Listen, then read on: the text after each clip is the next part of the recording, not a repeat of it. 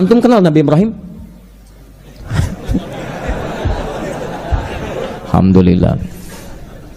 Ibrahim itu alaihi salam Nabi.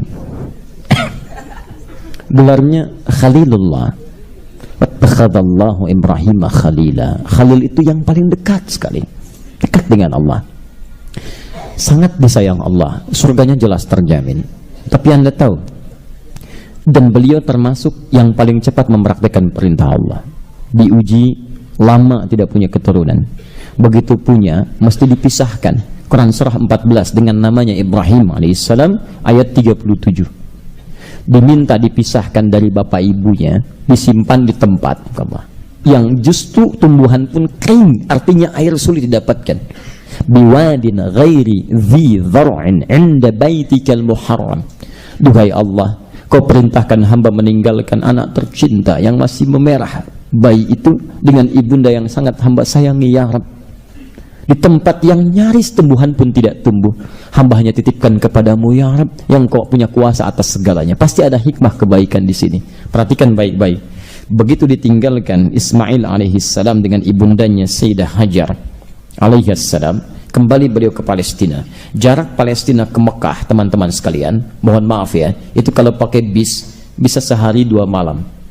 Tapi ayah yang Rasul ini, ahli surga ini, yang Nabi dan Khalilullah ini tidak menjadikan kesibukannya sebagai Rasul berdakwah, suami untuk mencari nafkah, tapi tidak melupakan sifatnya sebagai seorang ayah untuk memberikan kasih sayang pada anaknya. Masya Allah, setiap waktu selalu ada luang untuk menengok anaknya di Mekah, menyeberang, sampai disebut dengan Ibrahim sang penyeberang. Kadang-kadang katanya mustaq dalam bahasa Arab Abun Rahim, bapak yang sangat penyayang. Itu masih punya waktu nengok anaknya pada di Mekah, jalan, memastikan dengan siapa bergaulnya, ada bagaimana perkembangan tempatnya, dari siapa dia mendapatkan makanannya, tumbuh itu ada, bisa bolak-balik itu antum bayangkan. Sehingga ketika bapak itu punya rasa kepada anak, perhatiannya dalam, maka Ismail pun anaknya punya rasa pada bapak, karena tidak pernah merasa kehilangan perhatian dari bapaknya. Apa buktinya? Begitu Nabi Ibrahim punya tugas di Mekah dengan izin Allah, maka Ibrahim dan Ismail, kemudian Ismail mendengar dan melihat itu, maka muncul kepekaan jiwanya. Diabadikan di Quran surah kedua Al-Baqarah ayat 127. Muncul tugas untuk meninggikan bangunan Ka'bah yang hancur luluh lantak di masa Nabi Nuh alaihissalam. Ditinggikan kembali, ditinggikan yarfa'. Ya, Ka'bah disebut dengan bait. Wa idh yarfa'u Ibrahimul qawa'ida minal bait. Ketika Ibrahim ditugaskan meninggikan bangunan Ka'bah, tiba-tiba Ismail datang membawa batu di belakangnya. Kalau bahasa kita, Pak, boleh nggak saya bantu? Itu belum balik, mau bantu. Mau bantu, Anda bayangkan. Di teman-teman sekalian, lihat dalam kaidah bahasa Arab ya. Kalau ada pekerjaan, subjeknya disebutkan secara beriringan, 2 di depan, itu artinya porsi pekerjaannya sama. Tapi kalau satu disebutkan di muka, di depan, yang lain di belakang, maka yang di depan itu lebih besar porsi kerjanya dibandingkan yang diakhirkan. Cuman bantu. Perhatikan ayatnya. Wa idh yarfa'u Ibrahimul qawa'id. Ibrahim dulu, wa Ismail baru Ismail. Ismail belakangan. Artinya porsi Ismail itu hanya bantu bapaknya. Kalau bahasa sederhananya saya ilustrasikan, ditinggikan bangunan ini, begitu akan menginjakan kakinya, injakan pertama disebut dengan makam. Sampai sekarang ada makam Ibrahim. Tiba-tiba anaknya bawa batu, batu disebut dengan hajar. Hajar, Masya Allah. Hajar aswad, batu apa? Hitam. Apakah warnanya hitam? Apa warnanya? Putih. Seputih apa? Susu. Kenapa jadi hitam? Dosa manusia. Antum manusia bukan? Jangan-jangan antum pun menyumbang dosa menjadikan itu semakin hitam. Makanya ketika orang tawaf dimulai dari hajar aswad, dia memulai dengan taubat menyesali dosa-dosanya. Dan sebagai gambaran, sehitam apapun dosa yang engkau bawa ke sini sampai menyebabkan batu ini menjadi hitam, dengan izin Allah kalau engkau bertobat seperti Nabi Ibrahim pernah menyampaikan kalimatnya, diampuni, digugurkan dosa-dosanya pada saat itu. Maka dia kemudian dengan izin Allah, beliau alaihi salam kaki pertama melangkah makam, maka anaknya membawa batu. Batu itu kalau disusun-susun jadi semacam bagian tertentu seperti benteng disebut hujrah. Kalau berbentuk bangunan ada ruang disebut hujrah, jamaknya hujurat. Ismail nyusun bagian tertentu, susun. Susunan sebelah sini disebut sampai sekarang dengan hijr Ismail. Itu bagian dari Ka'bah. Salat di dalamnya sama dengan salat di dalam Ka'bah. Teman-teman, pertanyaan saya, bagaimana mungkin Nabi Ismail alaihissalam bisa membantu bapaknya kalau tidak punya rasa pada bapaknya? Dan bagaimana mungkin bapaknya Maaf, bisa mendapatkan rasa itu kalau tidak ada perhatian dari bapak terhadap anak. Yang hebat itu, maaf, Nabi Ibrahim, Nabi, Rasul, suami, bapak. Di balik kesibukannya sebagai seorang suami mencari nafkah, sebagai seorang Rasul dan Nabi menyampaikan risalah, masih punya waktu untuk menengok anaknya jalan kaki. Antum sesibuk apa sih? Nabi bukan, Rasul bukan, Khalilullah juga bukan. Surga belum ada jaminan. Kerja lagi, tapi tidak pernah punya waktu untuk melihat perkembangan anaknya. Jadi pantas kalau kemudian anaknya tumbuh tidak punya perhatian terhadap antum. Kalau satu kali anak tidak mendengar tentang apa yang antum sampaikan, tolong jangan marahi anak. Ingat-ingat dulu berapa besar perhatian antum kepada anak antum. Coba kalau antum sedang cuci mobil, bantu nggak anaknya? Kalau anak diminta bantu tidak bantu antum, jangan marahi dulu. Ingat-ingat dulu, istighfar dulu. Mungkin antum yang kurang perhatian. Jangan-jangan antum yang cuci, anak yang pakai. Ibu yang nyapu, anak yang ngasih komando. Mama, itu nyapunya kurang bersih. Itu belum, ayo. Masya Allah, ayo belum. Jangan marah. Ngatur mama ya. Mama yang kurang perhatian. Lihat. Dan hebatnya, kalau perhatian antum sejalan dengan jiwa, maka anak pun tidak rela kemudian meninggalkan ayah dan ibunya dalam keadaan menderita, mengorbankan jiwanya. Itu hal yang biasa. Maka ketika Nabi Ibrahim diperintahkan di mimpi, cuman mimpi pak, mimpi bu, menyembelih anaknya. Quran surah 37 itu ayat 102 sampai 109. Inni ara fil manami anni azbahuka fanzur madza tara. Lihat, ketika Ismail sudah semakin dewasa, cara komunikasinya beda. Bukan sayang lagi, bukan perintah lagi, tapi jadi teman. Ini manhaj dari Al-Quran. Ajak diskusi. Ibrahim bisa menyampaikan karena beliau Nabi. Ismail, sini. Iya pak, kenapa? Siap-siap. Kemana pak? Sembelih. Bisa. Tapi apa yang disampaikan? Nah, papa lihat di mimpi, papa sembelih Ananda. Bagaimana pendapat Ananda? Hebatnya anak ini karena dapat perhatian jiwa dan raga dari ayahandanya, tidak nunggu waktu. Kata beliau, ya abad tif'al. Bahasanya menggunakan ada tif'al, kerjakan sekarang, jangan tunda. Satajiduni insyaallah minas sabirin. Ayah insyaallah dapati saya termasuk orang sabar. Jangan tunda ayah, kerjakan. Itu pasti kebaikan. Pertanyaan saya, pulang antum dari sini ya. Sampaikan pada anak. Nah, sini. Kenapa? Papa dapat ilham saat di Aqabah. Dalam ta'lim tadi. Siap-siap ya nak. Kemana? Sembelih. Ustaznya teroris itu pak. Oh, Masya Allah. Luar biasa. Allahu Akbar. Jelas ya? Coba teman-teman kembalikan. Itulah Abbas, itulah Abdullah. Dan setiap Abdullah menyampaikan bagian-bagian dari hasil dari pengetahuannya, maka orang tuanya itu mendapatkan bagian dari pahalanya. Saya ingin informasikan pada antum, hadis yang akan kita baca ini adalah hadis yang beliau dapatkan dalam usia kisaran 45 tahun.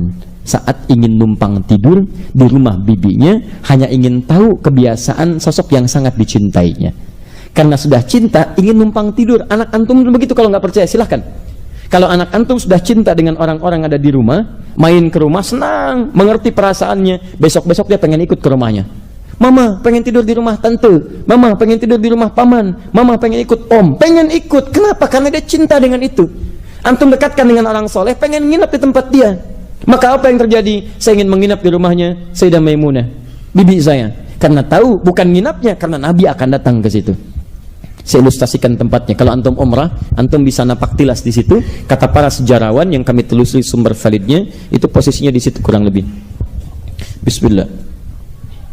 Jadi kalau antum dari Zamzam, ini posisinya di sini misalnya. Ya, ini Safwa, ini Zamzam di sini.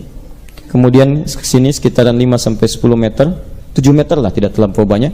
Ini ada Jabal Qubais, ada Istana Raja sekarang, simbol kekuasaan. Antum masuk lebih cepat lewat yang sebelah sini. Kalau lurus ke sini, ini ada yang eskalator di sini, ada yang pintu sini. Antum belok yang ke sini. Kemudian di sini ada pos satpam yang pertama, security untuk istana. Ada penjaga satu orang polisi pakaian coklat, CCTV-nya di sini. Kemudian lurus. Di sini ada tiang lampu, ya. Betul, tiang lampu satu. Ini yang ini sudah hilang. Ya, tapi kita nggak bisa nabrak gini. Ini posisinya agak sebelah sana. Agak pas dengan batu. Pas. Di rumahnya Abu Jahal di sini, ya. Abu Jahal dekat dengan lampu dulu. Terus kemudian sudah kalau ada seseorang yang keliru, antum jangan banyak memberikan kekeliruan lagi. Menghujat tidak menghadirkan persoalan, antum doakan pada yang terbaik. Jika seorang sakit, doakan supaya sembuh, itu adabnya, bukan dicela. Jika seorang sakit-sakitan, urusan dia dengan Allah. Sudah kita doakan pada kebaikan. Dengan mendoakan, solusi ada. Kebaikan datang, antum dapat pahalanya. Jika berubah, antum dapat pahala kebaikannya. Mencela orang itu tidak ada faidahnya, teman-teman sekalian. Dan jika sesuatu sudah tercela, jangan banyak dicela, nggak ada kerjaan. Mencela yang tercela, buang energi. Tiang lampu.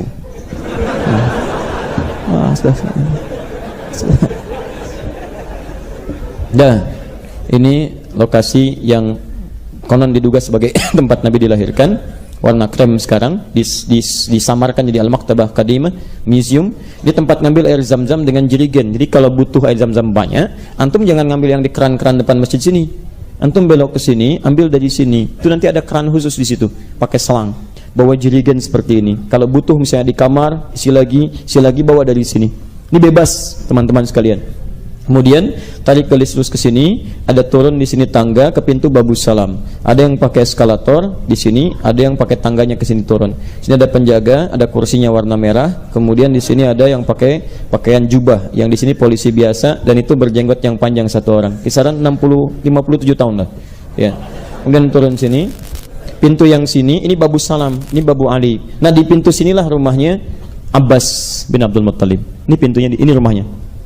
Balik lagi ke sini, kalau mantuk lurus ke sini, kemudian ada yang pakai eskalator naik ke atas. Begitu naik pertama kali, di sini ada hall, ruang kosong sini untuk naik ke yang selanjutnya. Di sini rumahnya Sayyidah Maimunah lokasinya. Menurut pakar, para sejarawan. Ke sini juga ada, nanti ada Hilton sekarang, itu rumahnya Abu Bakar radhiyallahu taala anhu. Kemudian ke sini ada toilet di sini, ada kipas pertama, kipas yang kedua di sini. Ini dulu parlemen Quraisy daerah ini. Jadi sebetulnya kalau antum umrah atau haji misalnya, tolong jangan buang-buang waktu pada yang tidak penting. Cari posisi yang bisa meningkatkan iman, ta'lim sekitarannya. Pelajari di mana Nabi tinggal, bagaimana kehidupannya, bagaimana ketika menikah, seperti apa posisinya. Coba lihat anak-anak kita. Di mana Nabi menerima wahyu? Gua Hira, cuman Gua Hira tahunya. Pernahkah diterangkan pada mereka jarak rumah Nabi ke Gua Hira seperti apa? Melewati bukit, rintangan, tingginya seperti apa? Sampaikan, kalau Nabi tidak kuat, mustahil bisa bolak-balik ke situ. Sampaikan, anak-anak mesti kuat seperti Nabi. Anak-anak Nabi kita kuat. Coba lihat bolak-balik ke Gua Hira dan sebagainya. Jadi hikmahnya bukan cuma menerima wahyu, tapi kesehatan bagian dari sunnah, kekuatan bagian dari sunnah, ketakwaan bagian dari sunnah, semangat bagian dari sunnah. Jadi kita bisa menghadirkan banyak hal, teman-teman sekalian. Tuh, ya. Ada kebaikan-kebaikan di sini. Ini rumahnya di sini. Dekat tiang listrik lah. Ampun. Terus, nah, menginap di sana. Kemudian terjadilah peristiwa itu. Saya bacakan hadisnya, diabadikan di Sahih Al-Bukhari nomor hadis 181, hadis Muslim nomor 173, kemudian di Abu Daud nomor hadis 1369. Itu mukaddimahnya. Sekarang isi hadisnya. Jam berapa kita selesai? Kita selesaikan 8:30 ya. Kita baca hadis dulu, kemudian kita punya 9 menit. Kalau ada sedikit diskusi barangkali, atau kalau mau beri bonus saya tambahkan 5-10 menit. Kita selesai dalam 15 menit ke depan. Sepakat insyaallah? Baik ya. Kalau nggak apa-apa ada tadi yang sampai jam 12, silahkan. Saya pulang jam 9. Bismillah. Bismillah. Saya mau ke Bandung besok ya. Bismillah. Ayo saya bacakan. Ali bin Abbas radhiyallahu taala anhuma. Hadis riwayat Ibnu Abbas, semoga Allah meridai kepada beliau. Akhbarahu, beliau mengabarkan kepada salah seorang asistennya untuk membantu beliau, namanya Quraib, annahu bata lailatan 'inda Maimunah zaujin Nabi sallallahu alaihi wasallam. Satu kali beliau minta izin untuk menginap di rumah bibinya, istri Nabi sallallahu alaihi wasallam, itu Sayyidah Maimunah. Wa hiya khalatuhu, itu bibinya. Kalau khalah berarti bibi dari ibu. Khalun paman dari ibu. Kalau ammatun berarti bibi dari ayah. Amun paman dari ayah. Tayyib. Fattaja'at fi ardil wasadati, kemudian bibinya mulai beristirahat. Wattaja'a Rasulullah sallallahu alaihi wasallam wa ahlu fi taliha. Maka beliau pun kemudian beristirahat sallallahu alaihi wasallam ya bersama keluarganya. Ini yang menarik.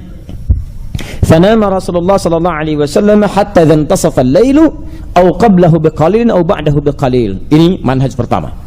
Sampai beliau beristirahat, kemudian bangunlah beliau di pertengahan malam, lebih sedikit atau kurang sedikit.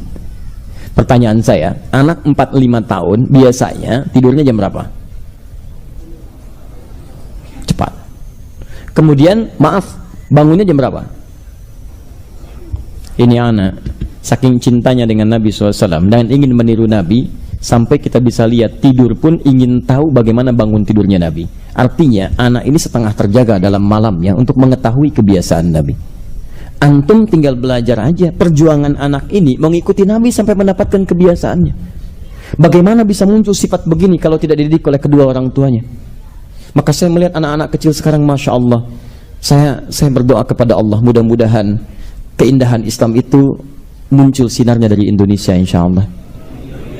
Sekarang anak-anak penghafal Quran, Masya Allah. Saya ke Pontianak, sahabat kami, ada yang alumni Madinah, Masya Allah, anaknya 5-4 sudah hafal Quran semua, tinggal 1 yang tinggal sedikit lagi. Sebagian tempat yang lainnya ada 2-3 tahun sudah mulai diberikan mendengarkan Quran, 4 tahun sudah ada yang hafal Quran, sekian hafal Quran. Kalau sudah cinta dengan Quran, Masya Allah, ahli Quran pasti tahajud.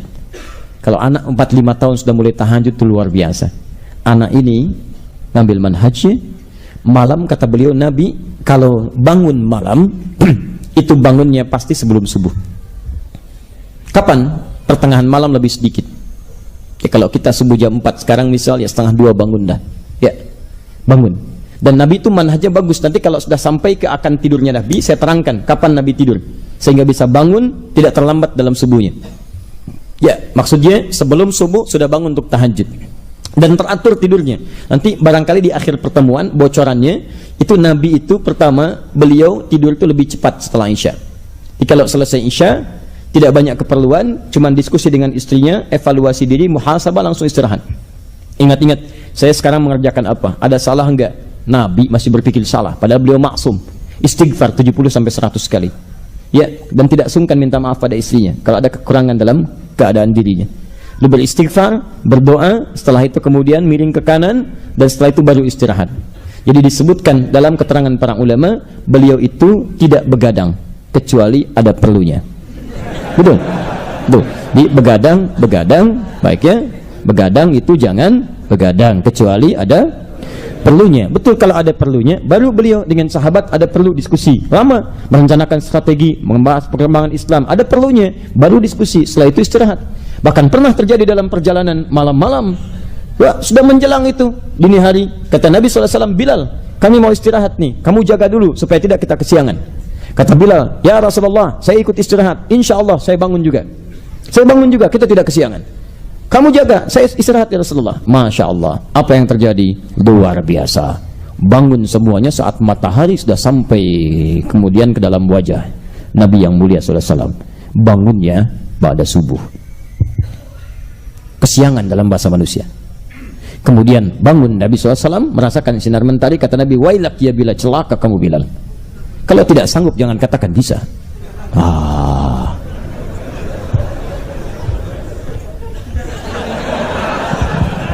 Apa yang terjadi akhirnya? Diminta kemudian semua berwudu, bila adzan, qomat, kemudian salat sunnah dan salat. Nah, lihat baik-baik. Ada orang mencari celah kekurangan di sini. Ustaz, Nabi aja kesiangan. Kok bisa? Awas, hati-hati, jangan salah baca. Jangan salah baca. Nabi mudah bagi Allah memberikan jaminan dan membangunkan Nabi sebelum subuh. Bisa. Tapi kenapa Nabi dibiarkan demikian dengan izin Allah untuk memberikan hukum bagi umat yang mengalami peristiwa serupa, bagaimana cara menyikapinya? Disitulah kemudian muncul jawaban. Salat, orang yang tertidur bangun dari tidurnya, itulah waktu salatnya. Itulah. Tapi jangan dijadikan alasan untuk bangun kesiangan. Tidur, bangun jam 8. Kenapa anak belum bangun? Hadis Nabi. Oh, Masya Allah, hadis Nabi. La haula wala quwwata illa billah. Dia yang salah, Nabi yang disalahin. Luar biasa. Masya Allah. Jadi satu, Nabi tidak pernah terlambat bangun. Tidak pernah itu keadaannya. Dimalulah sama Nabi. Nabi aja yang surganya sudah jelas turun dengan surah turun surah Al-Kautsar, inna a'tainakal kautsar, itu jaminan surga bagi Nabi. Masih mau tahajud sampai bengkak-bengkak. Ditanya, afala akunu 'abdan syakura. Ringan aja kalimat lisannya. Apa nggak boleh aku jadi hamba yang bersyukur? Kita malulah. Kita bukan Nabi, keadaan kita biasa. Kenapa kita tidak berlomba meningkatkan amalan-amalan terbaik kita? Nah, kemudian saya bacakan cepat. Ini inti amalan dan ini PR kita sampai bulan depan. Perhatikan baik-baik. Istaiqadha Rasulullah sallallahu alaihi wasallam. Maka bangunlah Rasulullah sallallahu alaihi wasallam. Sunnah pertama. Sunnah pertama, sunnah bangun tidur. Fajalasa. Satu, maka saat bangun itu beliau duduk terlebih dahulu. Jadi sunnah pertama yang dicontohkan Nabi, kalau bangun dari tidur jangan langsung beraktivitas. Begitu bangun langsung pengen jalan misalnya, itu bahaya. Bangun, duduk dulu sampai kemudian kesadaran kita itu terhadir dengan sempurna. Jelas ya? Tenang dulu, nggak langsung baca doa, pelan-pelan. Jadi bangun itu bukan langsung baca doa. Baca doa itu dalam keadaan kita sadar, bukan tidak sadar baca doa. Antum nggak akan menghayati bagian dari doanya. Alhamdulillah, Masya Allah. Tenang dulu, duduk dulu. Darah mengalir enak, kesadaran terpacu. Satu, ingat ya, kelihatannya biasa, tapi setelah dapat ilmunya, antum amalkan, ada pahala bagi antum. Kemarin antum bangun, duduk, belum tahu hadisnya, belum ada pahalanya, karena antum sekedar duduk. Tapi kalau duduk antum malam nanti antum bangun, kemudian antum duduk mengamalkan hadis ini, maka karena antum mengamalkan hadisnya dicatat pahala untuk antum. Kelihatannya biasa, tapi setelah tahu amalannya, Masya Allah, antum kerjakan ada pahala. Hati-hati ya, kadang-kadang yang memperberat mizan kita di akhirat itu amalan-amalan yang kita anggap ringan.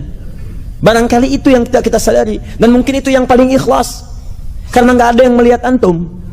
Niat antum itu cuma untuk bangun saja, nggak ada niat pengen diketahui oleh orang lain. Yang tidur antum sendirian, nggak ada. Jadi begitu bangun, duduk, fajalasa. Kemudian teruskan, yamsahun naum an wajhihi biyadi. Sunnah kedua, dia mulai mengusap bekas ngantuknya dengan menggunakan tangannya.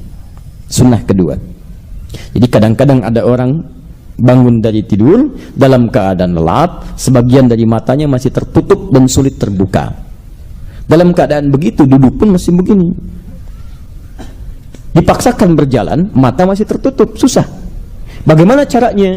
Maka kita halangkan sunnah kedua. Kalau tidur antum membuat antum lelap sampai keadaan tertutup di mata itu, maka sunnah yang kedua antum membersihkan bekas ngantuk itu dengan menggunakan bagian tangan. Perhatikan baik-baik. Tangan, kalau disebutkan yadun, yad, itu berarti dari ini, jari manis, index finger, yang ini, sampai ke sini, bahu. Ini yad namanya.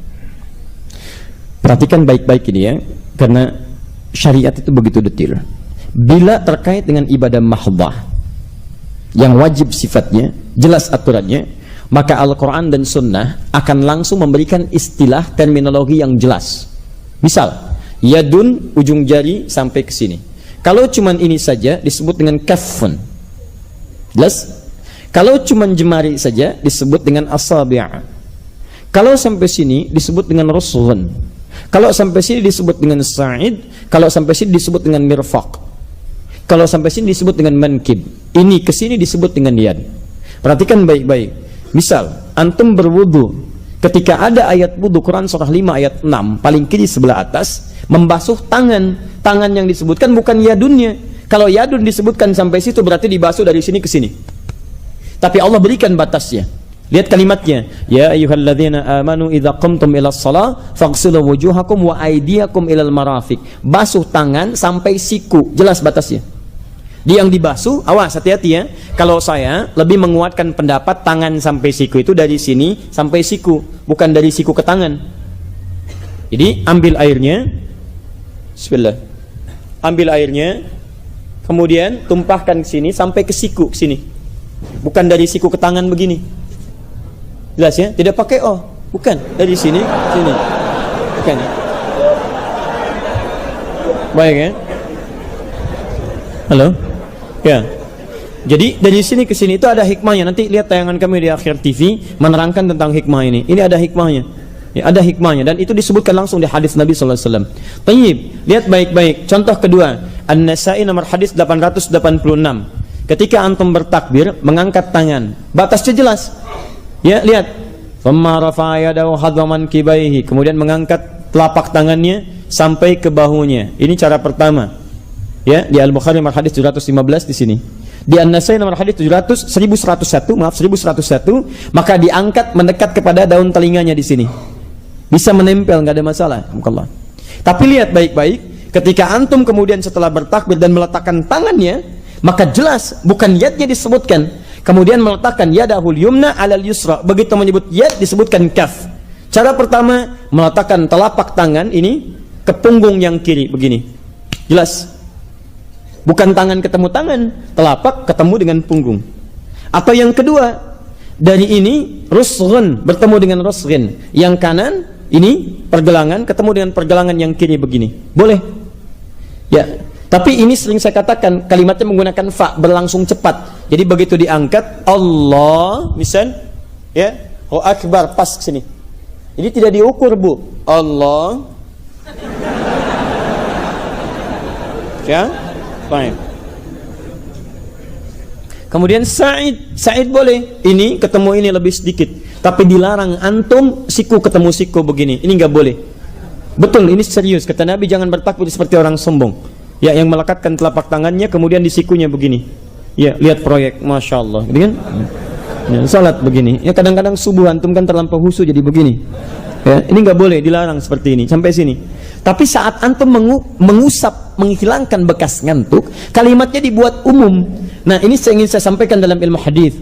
Kalau dalam kalimat-kalimat syariat di hadis, misal menemukan amalan-amalan yang sifatnya bukan berupa kewajiban terikat, menggunakan dalam bentuk umum, itu artinya antum boleh menggunakan bagian tangan manapun yang dianggap sesuai untuk digunakan.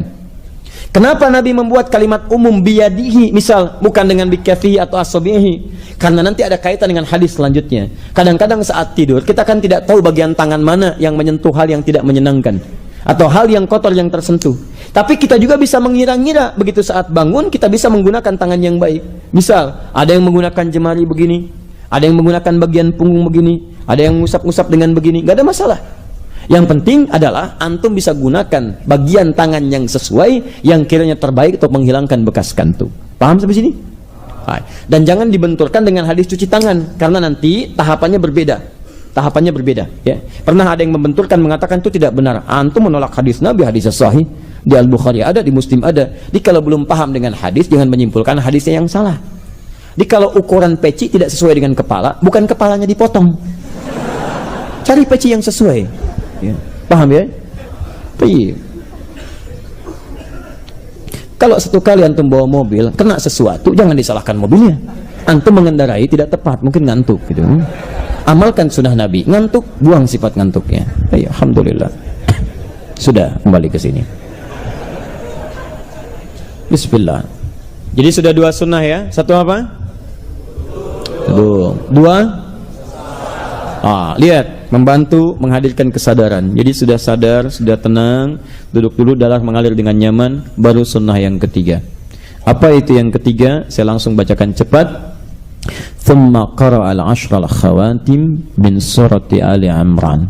Kemudian Nabi SAW terlihat membacakan 10 ayat terakhir dari surah Ali Imran. Nah, tapi saya ingin tegaskan begini. Kalau ada kata ashrun dan kelipatannya ishrin, 30, 40, itu tidak mutlak 10. Bisa 10 atau lebih dari 10, tapi yang paling mendekati 10. Misal 11 dekat dengan 10, 12 dekat, 13 sudah mulai agak jauh. Sama dengan begini, 40, 41 dekat tidak? 42 dekat, 43 sudah agak jauh, karena jama agak jauh, sudah mulai banyak. Makanya ketika Imam An-Nawawi membuat kitab beliau judulnya Al-Arba'in, 40-an, ternyata isinya bukan 40, 42. Ada yang bertanya, Ustadz kenapa judulnya Arba'in isinya 42? Itu karena kata Arba'in tidak hanya mencakup 40, tapi yang dekat dengan 40. Boleh ya? Baik, di sini pun disebutkan di hadis ashral khawatim, 10 ayat terakhir. Yang dimaksud ashrun di sini bukan 10 jumlahnya, tapi 11. Kalimat ashrun itu mencakup yang dekat dengannya. Jadi dari ayat 190 sampai ayat 200. Jadi inna fi khalqis samawati wal ardi sampai ayat yang ke-200-nya. Ya? Baik. 190, 191, 192, 193, 194, 195, 196, 197, 198, 199, 200. Berapa ayat? 11 ayat. Di sunnah dari Nabi SAW, begitu bangun, duduk tenang, sudah sadar, bacalah kemudian 11 ayat terakhir dari surah Ali Imran, ayat 190 sampai dengan ayat 200. Dan bacaan itu ternyata akan mengantarkan pada rencana hidup kita di hari itu. Itulah nilainya. Jadi ingat baik-baik, ada sunnah di situ. Baik, berdoa sudah belum? Belum, tahapannya baru sampai situ dulu. Saya ingin hentikan dulu sampai 3 sunnah ini. Saya ingin bikin perjanjian dulu. Teman-teman sekalian, kita berharap cinta Allah, berharap kebahagiaan, dan kita ingin menyumbang keberhasilan, keemasan, kesuksesan, dan kebaikan untuk negeri kita tercinta ini. Salah satu caranya dengan mengikuti sunnah-sunnah Nabi, dari mulai yang terkecil sampai yang paling kompleks. Pertanyaan saya, antum siap mewujudkannya? Siap mengikuti tuntunan Nabi? Tayyib. Baik, saya ingin bikin perjanjian. Kalau saya cuma sekedar mengajar, dan saya cuma memberikan apa yang saya mampu dengan menulis, menyampaikan, menyebarkan, mengopi, tapi antum tidak mengamalkan, saya kira cukup sudah tugas saya sampai malam ini. Antum bisa mencari ustadz lain untuk membantu antum supaya bisa mengamalkan apa yang bisa beliau sampaikan. Karena tidak ada faedahnya menyampaikan sesuatu tanpa diamalkan. Maka saya mohon kepada antum, kita harus punya perjanjian mulai malam ini. Setiap yang kita pelajari, maka kita akan punya keinginan untuk mengamalkannya. Siap insya Allah? Baik, kalau siap, saya berikan antum tugas. Siap insya Allah? Tugas itu dimulai malam ini. Maka kita harus mengamalkan 3 tuntunan sunnah ini. 1, antum mulai kemudian nanti bangun tidur, ingat-ingat ya, duduk terlebih dahulu. Kalau perlu tuliskan samping dinding sebelah kanan, saat antum miring kanan, tuliskan 3 bagian itu. Ya, ingat, bangun, duduk dulu, hilangkan bekas ngantuk, kemudian setelah itu baca surah. Dan diskusi dengan keluarga supaya mengingatkan suami, istri tidur, Pah, ingat sunnah Nabi ya. Siap mah, insya Allah. Begitu bangun, Pah, duduk, sunnah Nabi. Masya Allah. Iya mah. Baik, Mama juga jangan bilang begitu, usap dulu sunnah Nabi. Kok kita ngobrol Pak 10 ayat Ali Imran sunnah Nabi. Masya Allah. Baca. Siap insya Allah? Tayyib. Antum 2, hilangkan bekas ngantuk. 3, baca 11 ayat terakhir surah Ali Imran. Disebutkan ashrun tapi diterjemahkan dengan 11 ayat dari 190 sampai ayat 200. Nah, saya menginginkan ayat itu tidak sekedar antum baca via mushaf, tapi kita berusaha untuk menghafalkannya. Karena antum kadang tidur, bukan cuma di rumah yang nyaman, kadang ada tugas, tidak sempat bawa mushaf, kadang ada keadaan tertentu, tidak sempat bawa mushaf. Kalau kita hafalkan itu, maka dimanapun kita bisa praktekkan itu semua. Sepakat? Saya berikan caranya dengan sangat mudah. Kita bertemu lagi insya Allah bulan depan, ada waktu sebulan. Masa iya nggak bisa menghafal 11 ayat dalam sebulan? Nih, saya kasih gambaran. Paling gampang begini. Bismillah. Saya hapus dulu ya. Ini saya hapus juga nih. Menimbulkan masalah tiang listrik. Baik. Bismillah. Perhatikan sini baik-baik. Berapa ayat? Waktunya sebulan. Masya Allah. Ini kalau ingin cepat mudah menghafal Al-Quran, salah satunya coba bagi ke manhaj salat. Manhaj salat. Baik, salat sekali berapa waktu? 5 waktu. Misalnya kalau ingin cepat sekaligus 11. Misal kalau ingatan kita kuat nih ya, ingatan kita kuat. Misal bagi 5. 11 bagi 5 berapa? Ada yang 2, ada yang 3 gitu kan? Saya kita ambil 2 lah, 2. Subuh antum misalnya 2 ayat dulu. Ya, sebelum subuh, setelah subuh. Sebelum 1 ayat, setelahnya 1 ayat. Kemudian setelah itu 2 ini nanti dibawa praktek dalam sholat sunnah. Duha 2 ini aja, jangan yang banyak-banyak. Ya. Kemudian setelah itu zuhur boleh ambil lagi. Sebelum zuhur 1 ayat, setelahnya 1 ayat. Antara zuhur praktekkan 4-nya, 4 ayatnya. Kalau ingatan kita kuat ya, 4-4-nya praktekkan. Ba'diyah rakaat pertama 2 ini, baca lagi 2 ini. Asar lagi 2 ayat, demikian seperti tadi. Kemudian maghribnya 2 ayat seperti tadi prakteknya, sampai isya, sampai tahajudnya. Begitu tahajud antum bacakan ini aja, Ini aja yang dibacakan. 11 rakaat misalnya, bacakan yang 11 ayat ini saja. Teruskan hari kedua, ketiga sampai pertemuan kita. Kalau ingatan kita belum kuat, bagi aja 30 hari, bagi 11. Berapa? Seharinya berapa? Baik, kurang lebih 3 lah ya. Kurang lebih 3. Berarti antum punya 3 hari untuk menghafalkan 1 ayat. 1 ayat 3 hari masa nggak hafal? 3 hari? Ya, cuman 1 ayat. Kalau antum punya investasi dalam setiap 3 hari menghafalkan 1 ayat, maka insya Allah ketika 1 bulan antum sudah hafal 11 ayat ini. Manhajnya seperti tadi, nggak usah banyak-banyak dan jangan maksa ya. Jangan maksa. Mulai besok hari pertama, ayat pertamanya aja 190. 1 ayat ini aja. Selama 3 hari. Cara menghafalnya mulai setelah subuh, hafalkan 1 ayat. Praktekkan dalam sholat sunnah. Duha, baca ini ayat ini aja. Zuhur, baca ayat ini. Qobliyah, ba'diyahnya. Sampai tahajud, baca ayat ini. Hari yang kedua, baca lagi yang itu lagi. Hari ketiga, kuatkan lagi. Pindah hari keempat, pindah hari. Pindah ayat. Sampai kemudian hari yang terakhir, demi Allah saya katakan, kalau cara menghafal antum seperti ini, maka antum akan punya kekuatan hafalan seperti surah Al-Fatihah. Yang kalau diputar-putar, antum tetap hafal. Tetap kuat. Ya, kita punya perjanjian ya. Bulan depan, saat saya kesini lagi, dan membawa insya Allah materi ini, antum sudah hafal 11 ayat Ali Imran di akhir. Siap insya Allah? Siap. Saya ulang, siap insya Allah? Siap. Baik, sebentar.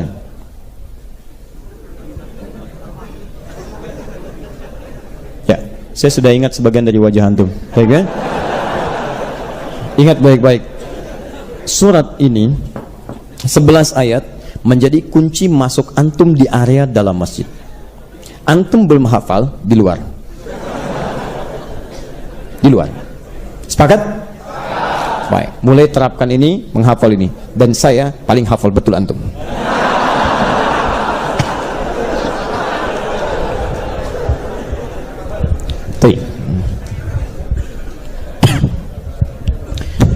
Teman-teman, kita tidak perlu ngambil banyak-banyak dulu supaya mengamalkannya mudah.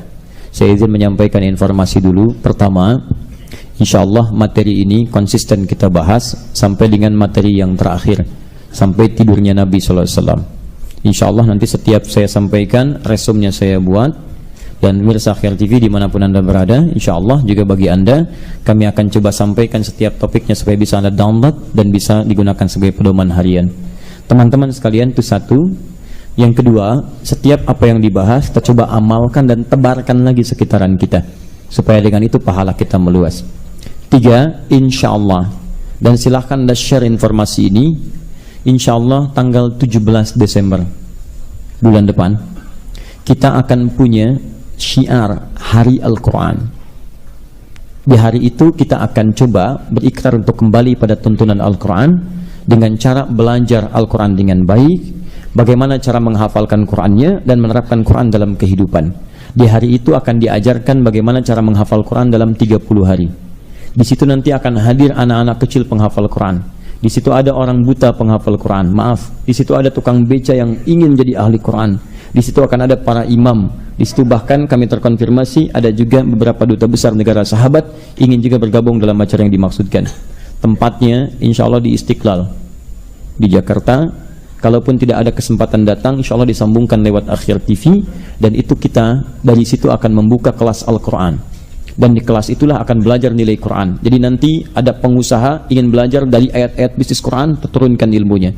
Ada dokter, kita turunkan ayat-ayatnya dan sebagainya. Kita berharap kita ingin memberikan sumbangsih terhadap negeri kita tercinta ini. Kalau nilai Quran hadir di negeri ini, maka insya Allah negeri ini akan terbantu kebaikan-kebaikannya. Karena kita temukan di Quran, ahli Quran lisannya baik, ahli Quran tangannya baik, matanya baik, kakinya baik. Kalau semua orang Islam baik di negeri ini, maka Masya Allah, negeri ini akan terbantu dengan segala kebaikan-kebaikannya. Kita akan berikrar dan kita berikan sinyal pada dunia, cahaya Islam akan hadir di bumi pertiwi dari Indonesia ini insya Allah. Baik, teman-teman sekalian, takbir. Alhamdulillah. Itu yang sementara kami sampaikan. Ya, saya mohon maaf kalau dalam setiap titian apa yang saya sampaikan ada kekhilafan-kekhilafan, itu murni kesalahan saya sebagai manusia. Jika ada kebaikan, itu dari Allah dan Rasulnya, dan silahkan ambil ilmu dari ustadz manapun sepanjang ada yang terbaik yang mendekatkan kita dengan Allah dan Rasulnya. Demikian saya antarkan. Saya tutup dengan doa kifaratul majlis. tersambung besok di Bandung insyaallah dengan materi-materi berbeda. Subhanakallahumma wa bihamdika asyhadu an la ilaha illa anta astaghfiruka wa atubu ilaik. Wa akhiru da'wana alhamdulillahi rabbil alamin. Wal 'afu minkum. Assalamualaikum warahmatullahi wabarakatuh.